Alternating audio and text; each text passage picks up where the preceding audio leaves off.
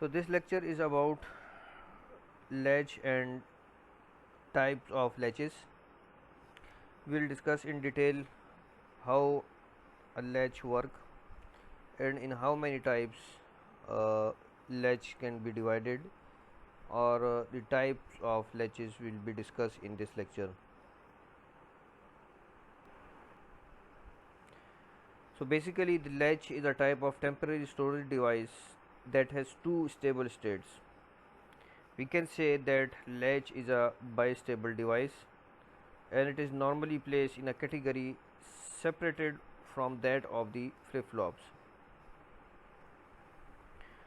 Latch temporary storage device है जिसके दो स्टेबल स्टेट्स हैं, इस वजह से इसको हम बाई स्टेबल भी कहते हैं और नॉर्मली ये उस कैटेगरी में प्लेस करते हैं जो कि फ्लिप फ्लॉप से सेपरेटेड हो. Latches are similar to flip-flops because they are bistable devices that can reside in either of the two states using a feedback arrangement in which the outputs are connected back to the opposite inputs. हम कह सकते हैं कि latches flip flop से similar हैं क्योंकि ये bistable devices हैं और ये कोई भी दो स्टेट्स इनकी आ सकती हैं, और अगर फीडबैक अरेंजमेंट हो जिसमें कि आउटपुट दोबारा से किसी भी इनपुट के साथ फीडबैक होकर कनेक्ट हो रहा हो, तो इस वजह से इनको हम फ्लिप फ्लॉप के भी सिमिलर ले सकते हैं.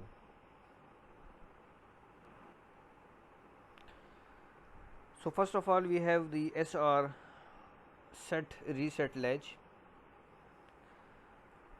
हमने पहले भी डिस्कशन की कि latch is a type of bistable logic device. An active high input set reset latch form होगी with two cross couple NOR gates. ये हमने शो कर ली है फिगर ए में. दो नॉर गेट्स को यूज़ करते हुए हम सेट रीसेट लैच को सर्किटली डिज़ाइन कर सकते हैं. और active low input SR latch ये फॉर्म होगी two cross coupled NAND gates के साथ. अगर हम दो नैंड गेट्स को क्रॉस कपल करते हुए यानी एक गेट का आउटपुट दूसरे गेट के इनपुट के साथ कनेक्टेड हो तो इसे हम क्रॉस कपल कहेंगे. तो इस सूरत में हम लैचेस को SR लैच को दो टाइप्स में डिवाइड कर सकते हैं. एक को हम एक्टिव हाई कहेंगे और दूसरे को हम एक्टिव लो कहेंगे. तो आउटपुट हर एक गेट का कनेक्ट होगा दूसरे यानी अपोजिट गेट के इनपुट के साथ, और यही फीडबैक कैरेक्टरिस्टिक है इन लैचेस का और फ्लिप फ्लॉप्स का.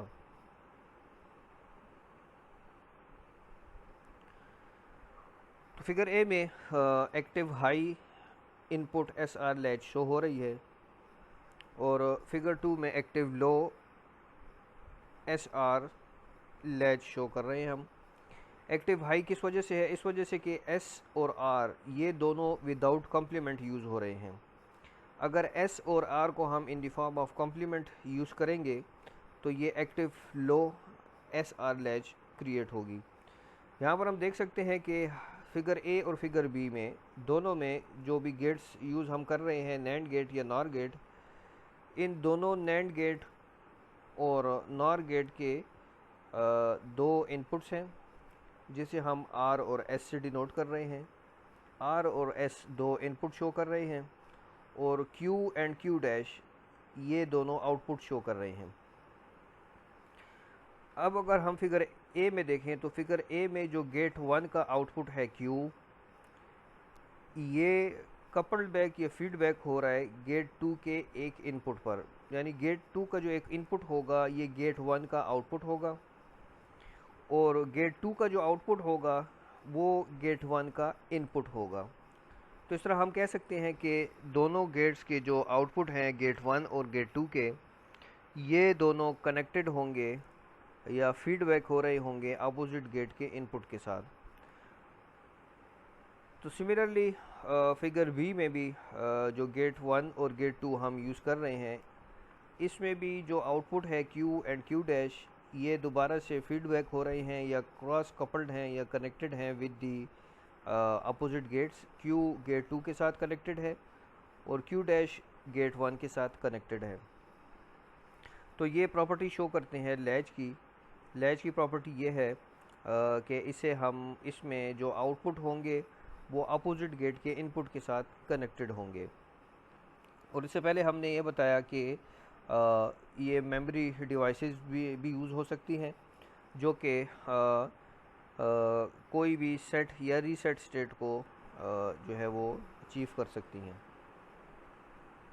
सो to explain the operation of the latch we will use the NAND gate SR latch, जो कि फिगर बी में हमने नैंड गेट डिस्कस की। इसे हम एक्सप्लेन करेंगे फॉर द ऑपरेशन। जो नैंड गेट रिप्रेजेंटेशन थी हमने पहले लेक्चर्स में डिस्कस किया कि NAND gate is also equal to negative OR gate. तो जो फिगर बी हमने डिस्कस की उसे हम दोबारा से रीड्रॉ कर रहे हैं in the form of negative OR gate. और फिगर सी यानी जो फिगर हम यहाँ पर देख रहे हैं ये इक्विवेलेंट है विद फिगर बी। तो नेगेटिव OR गेट रिप्रेजेंटेशन हम यहाँ पर कर रहे हैं फॉर नैंड गेट। अगेन दोबारा से दो इनपुट्स हैं S कॉम्प्लीमेंट और R कॉम्प्लीमेंट, और दो आउटपुट हैं Q एंड Q कॉम्प्लीमेंट।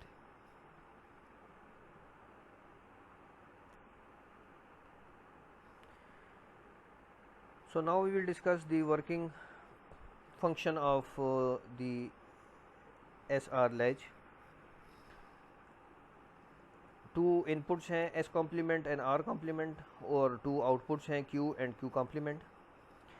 सबसे पहले हम ये अज्यूम करते हैं कि both the inputs and both the outputs are high which is the normal latch state. सबसे पहली जो इसकी स्टेट होगी दोनों इनपुट और दोनों आउटपुट हाई होंगी, यानी दोनों इनपुट्स पे 1 1 होंगे, दोनों आउटपुट पे 1 1 होंगे।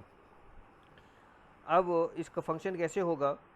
तो सबसे पहले हमने Q आउटपुट देखना होगा कि Q आउटपुट अगर 1 है तो 1 जो आउटपुट है यानी जो Q आउटपुट 1 है ये कनेक्टेड है या फीडबैक हो रहा है G2 के साथ। तो G2 में जो 1 हम कह रहे हैं कि फ़्लो हो रहा है ये 1, और इसका दूसरा इनपुट R कॉम्प्लीमेंट है इसकी भी वैल्यू 1 है। तो ये दोनों 1 जब कॉम्प्लीमेंट से पास होंगे नेगेटिव OR गेट से तो 1 कॉम्प्लीमेंट 0 बनाएगा, और इसकी वजह से जो आउटपुट होगा Q कॉम्प्लीमेंट, इससे हम कह सकते हैं कि ये जो Q कॉम्प्लीमेंट वाला आउटपुट है ये 0 हो जाएगा। अब यही 0 आउटपुट Q कॉम्प्लीमेंट वाला G1 के साथ कनेक्टेड है।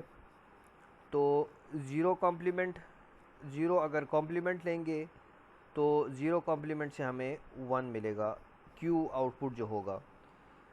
तो यहाँ पर हम कह सकते हैं कि जो पहली कॉन्फ़िगरेशन थी जिसमें कि दोनों S और R 1 1 थे और Q कॉम्प्लीमेंट Q जो आउटपुट है वो 1 है। तो इस वजह से जो Q आउटपुट 1 है ये फीडबैक हो रहा है G2 को। इसने G2 को जो आउटपुट है Q कॉम्प्लीमेंट इसको 0 करना है, और Q कॉम्प्लीमेंट की जो वैल्यू 0 आ रही है ये G1 के साथ मिलेगी। तो G1 का जो आउटपुट होगा वो 1 हो जाएगा, 1 रहेगा। तो पहली जो कॉन्फ़िगरेशन थी इसमें हमने ये कहा कि assume both inputs at the Q output are high. तो इस वजह से जो हमें आउटपुट स्टेट मिलेगी वो 1 0 मिलेगी। So when the Q output is high the latch will be in the set state. Latch set state में रहेगी जब Q आउटपुट हाई होगा यानी Q आउटपुट 1 होगा, और ये इसी स्टेट में रहेगी जब तक कि R इनपुट पे लो या 0 अप्लाई न कर दें। तो अगर हम R पे 0 अप्लाई करते हैं, अगर हम ये कहें कि R को हमने 0 रखा और S को हमने 1 रखा, the output of gate G2 is forced high. तो R की वैल्यू 0 होने की वजह से R कॉम्प्लीमेंट इसने 0 कॉम्प्लीमेंट ने G2 को 1 दिया, तो G2 का जो आउटपुट होगा यानी क्यू कॉम्प्लीमेंट ये 1 होगा। ये क्यू कॉम्प्लीमेंट 1 होने के साथ फीडबैक होगा G1 को, तो G1 के दोनों इनपुट 1 1 हो गए। ये दोनों इनपुट 1 1 जो होंगे कॉम्प्लीमेंट से पास होंगे, तो क्यू की वैल्यू यानी क्यू आउटपुट की वैल्यू 0 हो जाएगी या क्यू आउटपुट 0 होगा। तो इस तरह पहली जो हम आउटपुट ले रहे थे Q1 दे रहा था और Q कॉम्प्लीमेंट 0 दे रहा था। जब हमने R की वैल्यू चेंज की तो इससे Q की वैल्यू 0 हो गई और Q कॉम्प्लीमेंट की वैल्यू 1 हो गई। So this low on the Q output is then coupled back to an input of G2, ensuring that the Q complement output remains high even when the low on the R input is removed। तो ये वही बात हम कर रहे हैं कि Q output की वैल्यू हमने 0 की और Q कॉम्प्लीमेंट को हमने 1 किया, तो जब Q आउटपुट लो हो या 0 हो तो लैच रीसेट स्टेट में होगा और ये उस वक्त तक रीसेट स्टेट में रहेगा जब तक कि एस इनपुट पर हम लो अप्लाई न कर दें। तो यहाँ एक बात समझने की है कि जिस इनपुट पे एस या आर में से जिस इनपुट की वैल्यू को ज़ीरो करेंगे तो उस वैल्यू को ज़ीरो करने की वजह से उस गेट का जो आउटपुट होगा वो हाई होगा। तो अगर एस इनपुट ज़ीरो होगा तो क्यू आउटपुट 1 होगा और अगर आर इनपुट 0 होगा तो क्यू कॉम्प्लीमेंट 1 होगा, यानी दोनों में से कोई एक 0 होगा तो उनका जो आउटपुट होगा वो 1 होगा। तो इस तरह लैच को सेट और रीसेट स्टेट में हम ला सकते हैं बाय गिविंग द एस और आर वैल्यू 0। दोनों में से एक को हमने 0 करना होगा तो इसकी वजह से सेट और रीसेट की कंडीशन हम लगा सकते हैं। An invalid condition in the operation of an active low input latch occurs when lows are applied to both S and R at the same time। अगर S और R इन दोनों की वैल्यूज़ सेम टाइम में 0 0 हो गई तो ये invalid operation होगा या इनवैलिड कंडीशन होगी जो कि पॉसिबल नहीं है। तो जिस तरह मैंने पहले कहा कि या तो S की वैल्यू 0 होगी या R की वैल्यू 0 होगी, किसी एक की वैल्यू दोनों में से 0 होनी चाहिए, दोनों वैल्यू 0 नहीं हो सकती। अगर दोनों की वैल्यू 0 आ गई तो ये इनवैलिड कंडीशन होगी जो कि पॉसिबल नहीं है। तो इस तरह हम ट्रुथ टेबल डिस्कस कर सकते हैं। सबसे पहले हमने ये कहा कि बोथ द इनपुट्स आर 1 1 और जो पहला जो आउटपुट था Q वो सिर्फ 1 हुआ। अगर हमने S को 0 किया और R को 1 किया तो Q 1 होगा, Q कॉम्प्लीमेंट 0 होगा जो कि लैच की सेट स्टेट है। अगर S को हमने 1 किया और R को 0 किया तो ये Q की वैल्यू 0 होगी और Q कॉम्प्लीमेंट की वैल्यू 1 होगी जो कि लैच की रीसेट स्टेट है। अगर S और R दोनों की वैल्यू 0 0 हुई तो दोनों के आउटपुट 1 1 होंगे और ये पॉसिबल नहीं है, ये इनवैलिड कंडीशन होगी। तो हमें जो सेट और रीसेट की सिचुएशन चाहिए या जो एस आर लैच की हमें आउटपुट वैल्यूज़ चाहिए वो सेट और रीसेट की फॉर्म में होंगी। These two conditions are the common conditions या बेसिक कंडीशंस हम कह सकते हैं जो कि हमें लैचेस में चाहिए होती हैं कि या तो हमें लैच सेट स्टेट में चाहिए होता है या लैच रीसेट स्टेट में चाहिए होता है।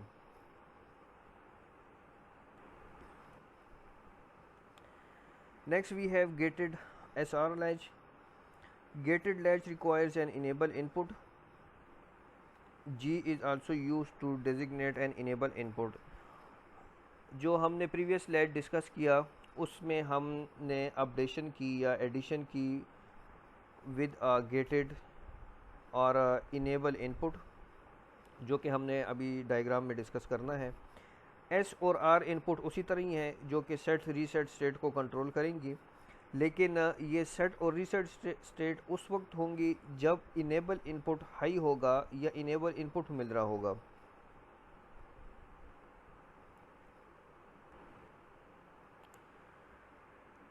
तो इस फिगर में हम देख सकते हैं कि अगर लेट्स सपोज हम ये कहें कि गेट नंबर 1 और गेट नंबर 2 ये वही प्रीवियस लैच को डिस्कस कर रहे हैं जो कि SR लैच थे, तो इन गेट 1 और गेट 2 के साथ हमने गेट 3 एंड गेट 4 इंट्रोड्यूस किया, यानी एडिशन की इस सर्किट में, और इसके साथ एस और आर इनपुट के साथ एक इनेबल सिग्नल या इनेबल इनपुट हमने इंट्रोड्यूस किया कि जब इनेबल सिग्नल या इनेबल से हम 1 देंगे या हाई सिग्नल देंगे तब ये सर्किट जो है वो काम करेगा या वर्किंग कंडीशन में जाएगा। तो अगर इनेबल सिग्नल 1 है और एस और आर की वैल्यूज़ को हम 0 और 1 या सेट रीसेट के साथ हम जिस तरह हमने प्रीवियस एस आर लैच को डिस्कस किया उसी तरह हम इसको हैंडल कर सकते हैं, या इसी तरह ये सर्किट हम ड्राइव कर सकते हैं, ये सर्किट यूज़ कर सकते हैं। Let suppose if enable input is 0, अगर इनेबल ई एन की वैल्यू 0 होगी तो एस और आर की जो भी वैल्यू होगी उस वैल्यू की कोई भी इफ़ेक्ट इस सर्किट पे नहीं होगा, क्योंकि इनेबल या ई एन सिग्नल 0 है। तो इस सिग्नल को वर्किंग कंडीशन में लाने के लिए इनेबल यानी ई एन की वैल्यू 1 रखनी होगी हमने। उसके बाद जो भी हम लैच का फंक्शन या वर्किंग डिफ़ाइन हमने की सेट और रीसेट के लिए, तो वो अप्लाई हो सकेगा। तो इस तरह हम इनेबल सिग्नल को यूज़ करते हुए कंट्रोल कर सकते हैं अपनी सेट